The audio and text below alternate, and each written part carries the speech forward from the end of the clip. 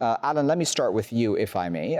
As I said, there are two seemingly different realities, right? On the foreign policy front, I would imagine that for Israelis as well, what's happened with Bahrain and the UAE have been wins. But then how does then one see that with coronavirus and the mishandling of that, as well as Netanyahu's trials and corruption charges? Well, that's a good question, of course. Look, Israelis are happy that there has been normalization agreements with two countries in the two countries in the Persian Gulf. It's important for Israel to expand its connections. At the same time, I think, however, most Israelis are more concerned about domestic issues.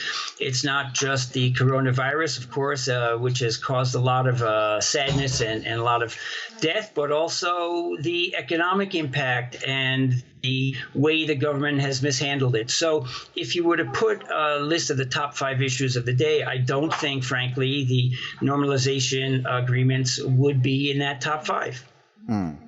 Israel, I wonder if you agree with that, because, again, as I said, on the international stage, these would be for Israel itself an important win for it. But nevertheless, is that enough to provide cover for Netanyahu on these many, many other issues?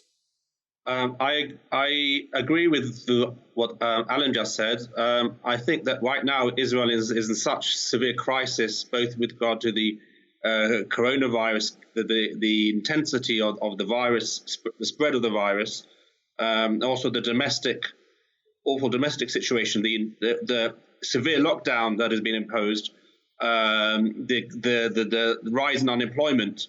The situation domestically is so bleak that I think there's very little appetite or interest right now in, or at least relatively, in these normalization agreements between Israel and the United Arab Emirates and Bahrain.